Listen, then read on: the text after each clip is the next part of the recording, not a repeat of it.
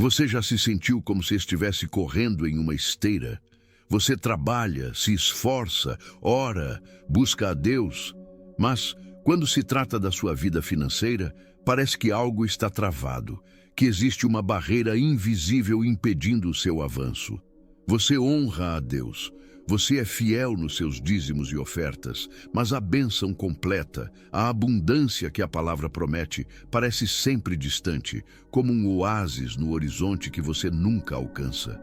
Muitos filhos e filhas de Deus vivem essa realidade frustrante, presos em um ciclo de escassez e limitação, e começam a questionar: será que a promessa da prosperidade é mesmo para mim? Eu quero te dizer, com toda a convicção do meu coração, sim, ela é para você. A vontade de Deus é que você viva uma vida abundante, não para acumular tesouros na terra, mas para ser um canal de bênçãos, um financiador do reino. Neste vídeo, nós vamos mergulhar fundo nas Escrituras e no nosso próprio coração para expor os 3 maiores erros espirituais que secretamente bloqueiam o fluir da bênção financeira na vida de um cristão. E eu te garanto, o que você vai descobrir aqui tem o poder de quebrar correntes e inaugurar um novo tempo de liberdade e provisão na sua história. Não se trata de fórmulas mágicas ou de uma teologia da prosperidade vazia, mas de um alinhamento profundo com os princípios eternos do Rei. Então prepare o seu espírito, pois vamos desmascarar o primeiro grande erro, a raiz de muitos outros problemas, que pode estar operando na sua vida neste exato momento sem que você perceba. O primeiro grande erro que impede a mão de Deus de se mover livremente em suas finanças é viver sob uma mentalidade de escassez, governada pelo medo em vez da fé. Parece simples, mas essa é uma das fortalezas mentais mais poderosas que o inimigo constrói na vida de um crente. A mentalidade de escassez é um sistema de crenças que diz: não há o suficiente, vai faltar, preciso reter e proteger o pouco que tenho a todo custo. É um evangelho que contradiz diretamente o evangelho do reino, que nos apresenta um Deus dono de todo o ouro e de toda a prata, um pai que é dono de tudo e tem prazer em abençoar seus filhos. Veja o que aconteceu com o povo de Israel em Números, capítulo 13. Deus havia prometido uma terra que manava leite e mel. Era uma promessa de abundância, de provisão sobrenatural. Ele os tirou do Egito com mão forte, abriu o Mar Vermelho, proveu o maná do céu. As evidências do poder e da fidelidade de Deus eram inegáveis. Mas quando os espias foram enviados à terra prometida, 10 deles voltaram com um relatório de medo. Eles disseram: vimos gigantes lá, e éramos, aos nossos próprios olhos, como gafanhotos. Eles não negaram a riqueza da terra, mas focaram nos gigantes. A mentalidade de escassez não nega a promessa, mas exalta o problema acima do poder de Deus. Eles se viram como gafanhotos e, por isso, agiram como gafanhotos. Por causa dessa incredulidade e desse medo, uma geração inteira pereceu no deserto e não entrou na terra da promessa. Quantas terras prometidas financeiras nós não alcançamos porque, em nosso coração, os gigantes das dívidas, das contas e da inflação parecem maiores do que o nosso Deus. Essa mentalidade se manifesta de formas sutis. Ela se manifesta quando você tem medo de dar a sua oferta, pensando que vai lhe fazer falta, esquecendo-se que é Deus quem supre todas as coisas. Ela se manifesta quando você se recusa a investir em seu próprio crescimento, em um curso, em um livro, porque vê como uma perda e não como uma semente. Ela se manifesta na ansiedade que corrói a sua paz a cada boleto que chega. O medo sussurra: guarde. A fé declara: semeie.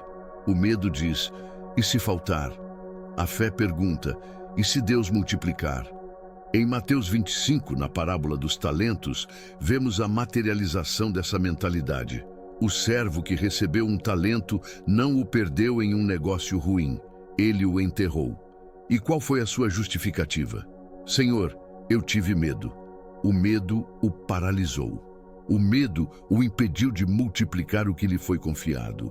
E o resultado foi devastador. Até o pouco que ele tinha lhe foi tirado. Deus não pode confiar muito a quem tem medo de administrar o pouco. A bênção financeira não flui para mãos que estão fechadas pelo medo, mas sim para mãos que estão abertas pela fé, prontas para receber, administrar e semear. O primeiro passo para quebrar esse bloqueio é uma decisão consciente de rejeitar o medo e abraçar a fé na provisão de Deus. É olhar para as promessas dele e não para o tamanho dos seus problemas.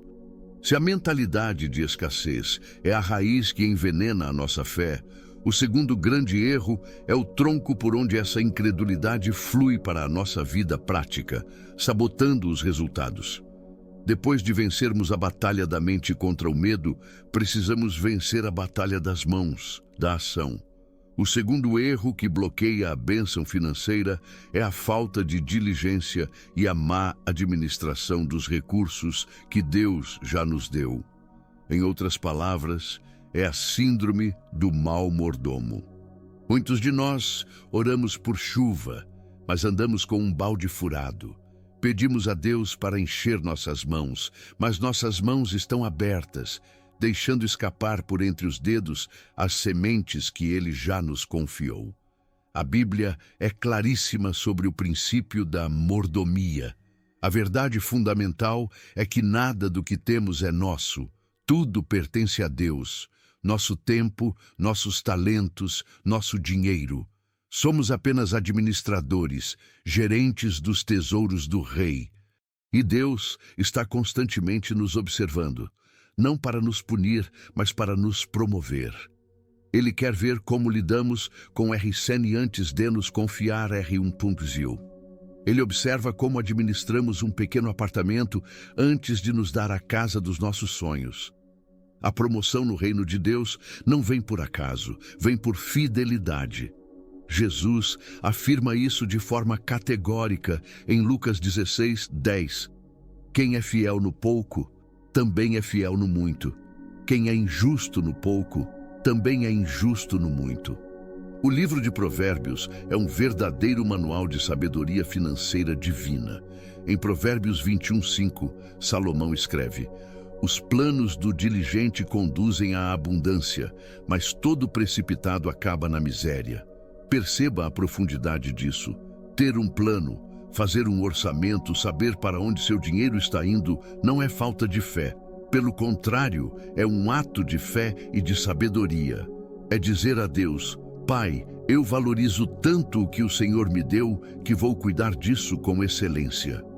Eu vou planejar, vou organizar, para que cada centavo seja usado para a tua glória e para o avanço da minha família. A diligência é a fé em ação. É a prova de que você está pronto para receber mais, porque já está gerenciando bem o que tem hoje. A má administração, por outro lado, é um sinal de imaturidade espiritual. Ela se manifesta nas compras por impulso, movidas por emoções e não por necessidade.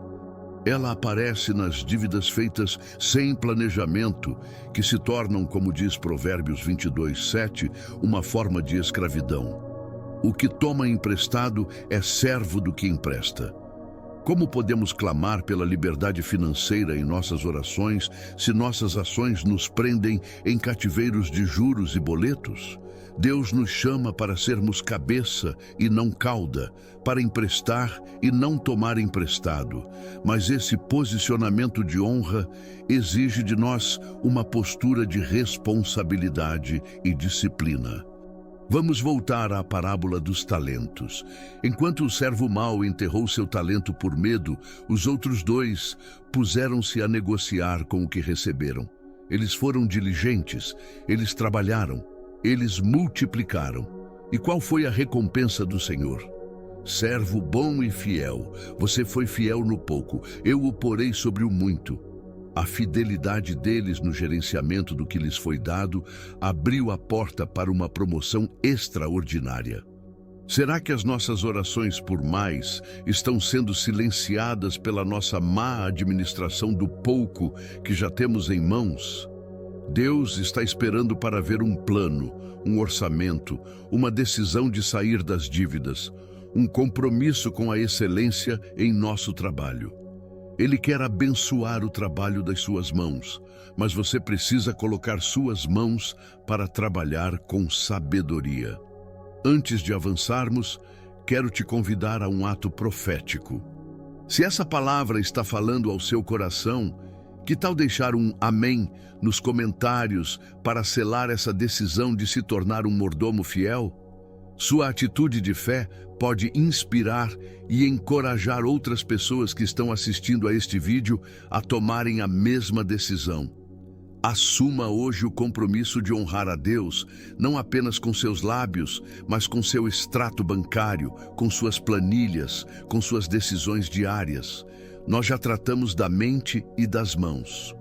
Falamos sobre a fé para vencer o medo e a diligência para administrar o que temos.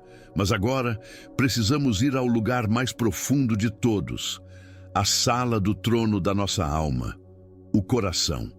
O terceiro erro é o mais sutil e o mais perigoso, pois ele define quem ou o que nós verdadeiramente adoramos. Nós já caminhamos por um terreno importante. Desmascaramos a mentalidade de escassez que ataca a nossa fé e a falta de diligência que paralisa as nossas ações.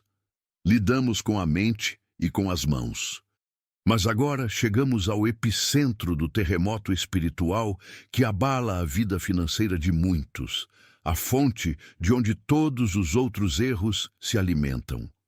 Chegamos à batalha pelo trono do nosso coração. O terceiro e mais perigoso erro que bloqueia a bênção de Deus é a idolatria do dinheiro e a desconexão da verdadeira fonte de toda a provisão, que é o próprio Deus.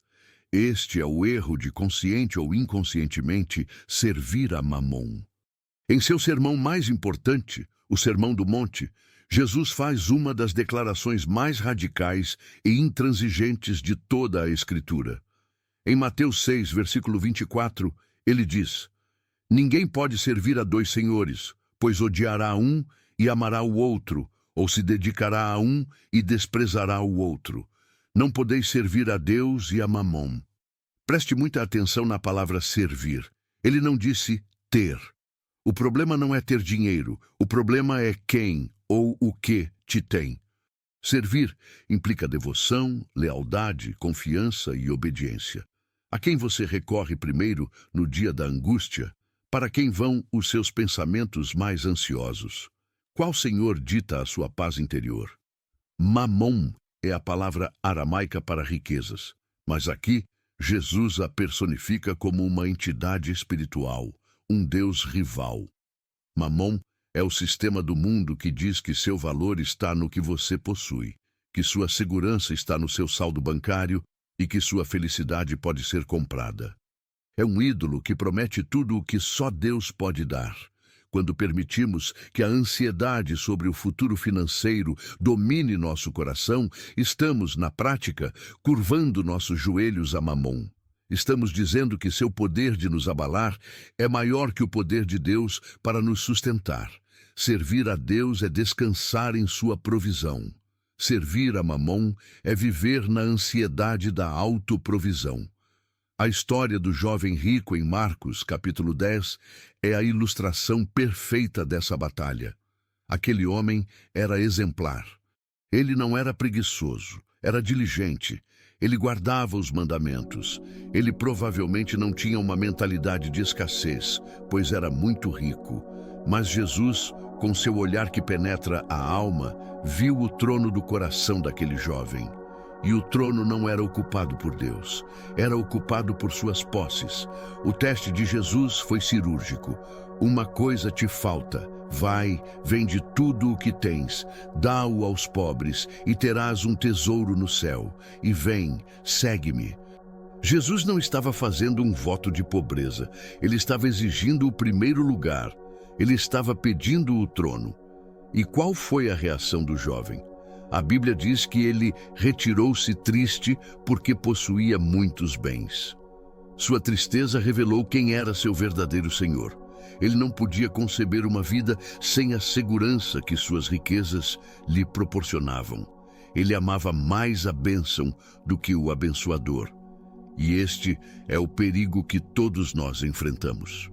Quando o nosso humor muda com a flutuação do mercado, quando a nossa paz evapora com uma conta inesperada, quando nossas decisões são guiadas mais pelo potencial de lucro do que pela direção do Espírito Santo, precisamos parar e perguntar: quem está realmente sentado no trono do meu coração?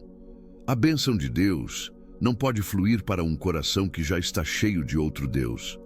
Gostaria de te convidar a ser sincero nos comentários, sem julgamentos, pois esta é uma luta de todos nós. Apenas compartilhe como você luta para manter Deus no trono do seu coração, acima das preocupações com o dinheiro. Seu testemunho pode ser a chave que liberta outra pessoa que está lendo. E antes de prosseguirmos, se você ainda não se inscreveu em nosso canal, faça isso agora e ative as notificações, pois você não vai querer perder a conclusão transformadora desta mensagem. Nós desmascaramos o medo na mente, a negligência nas mãos e a idolatria no coração. O diagnóstico foi feito, mas eu não te trouxe até aqui para te deixar com o peso dos seus erros. Eu te trouxe até aqui para te entregar a chave da liberdade. Na continuação, vamos falar sobre o princípio do reino, que, quando ativado, quebra essas 3 correntes de uma só vez e libera o fluxo sobrenatural da provisão de Deus sobre a sua vida, de uma forma que você jamais imaginou. Chegamos ao momento da virada. O ponto de inflexão da sua história, onde o diagnóstico dá lugar à cura e a revelação se transforma em revolução. Nós caminhamos juntos e, com a luz da palavra, expusemos os 3 gigantes que se levantam contra a sua prosperidade. O gigante do medo, que gera uma mentalidade de escassez em sua mente. O gigante da negligência, que o torna um mau mordomo com suas mãos. E o gigante da idolatria, que tenta colocar Mamon no trono do seu coração. Mas a palavra de Deus não apenas revela o problema, ela sempre nos entrega a solução. E a solução para quebrar essas 3 correntes não é uma fórmula complicada, mas um único e poderoso princípio do reino. A prática da generosidade radical através da fidelidade nos dízimos e ofertas. Talvez você pense: como assim? Se já estou com dificuldades, como dar pode ser a solução? É exatamente aí que a lógica do reino confronta a lógica do mundo. O dízimo e a oferta não são uma despesa, são uma semente. Não é uma perda, é uma arma espiritual que atua simultaneamente contra os 3 erros que descobrimos. Pense comigo. Primeiro, a generosidade é o antídoto perfeito para o medo.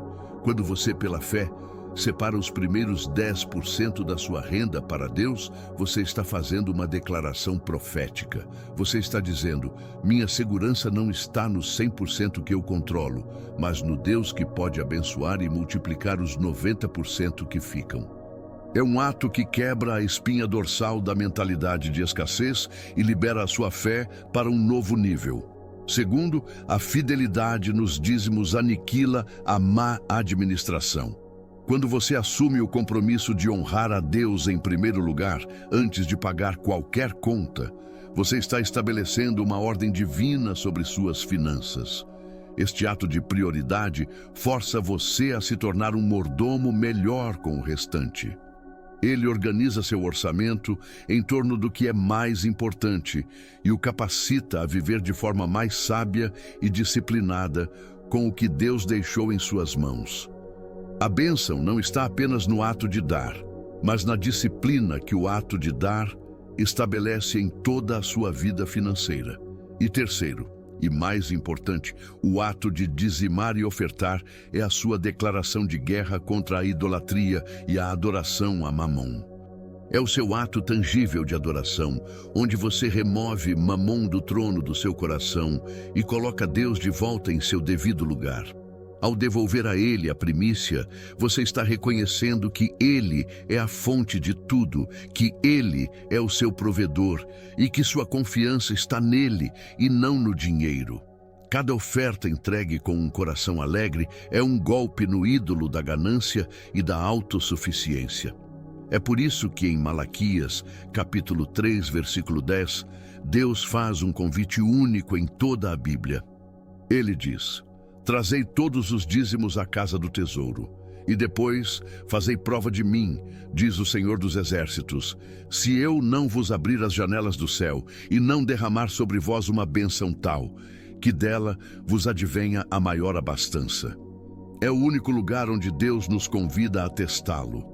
É um convite para experimentar a sua fidelidade sobrenatural. A chave que abre as janelas do céu não é o seu esforço, é a sua obediência movida pela fé. Eu convido você agora a fechar os seus olhos onde quer que você esteja. Quero fazer uma oração por sua vida. Pai, em nome de Jesus, eu coloco diante de Ti cada pessoa que assistiu a este vídeo. Eu peço perdão em nosso nome pelo medo que nos paralisou, pela má administração dos Teus recursos e por todas as vezes que permitimos que o dinheiro ocupasse o trono do nosso coração. Nós quebramos hoje essas 3 correntes. Declaramos que a nossa fé está firmada em Ti, nosso Deus provedor. Assumimos o compromisso de sermos mordomos fiéis e diligentes. E, acima de tudo, Te declaramos como o único Senhor de nossas vidas e de nossas finanças. Abre, Pai, as janelas do céu e derrama sobre Teus filhos uma bênção de avanço, provisão e liberdade, para que possamos ser canais do Teu amor e da Tua generosidade nesta terra. Em nome de Jesus, amém. A verdadeira prosperidade bíblica não é ter o suficiente para viver confortavelmente. É ter o suficiente para transformar o mundo ao seu redor. Se você ouviu tudo isso e percebe que o que mais lhe falta não é dinheiro, mas um relacionamento com o dono de todo o ouro e toda a prata, eu te convido a entregar sua vida a Jesus Cristo hoje. Ele é o maior tesouro que alguém pode encontrar. E a melhor forma de crescer nessa nova vida é caminhando em comunidade. Se você não tem uma igreja, procure um lugar de comunhão onde a palavra de Deus é pregada e onde você pode ser discipulado. Antes de finalizar, se você ainda não se inscreveu, faça isso agora e compartilhe este vídeo com mais pessoas que precisam ouvir sobre a verdade libertadora de Deus. Não saia ainda. Estão aparecendo 2 vídeos aqui na tela final, escolhidos especialmente para continuar fortalecendo a sua jornada de fé. Clique em um deles e continue crescendo conosco.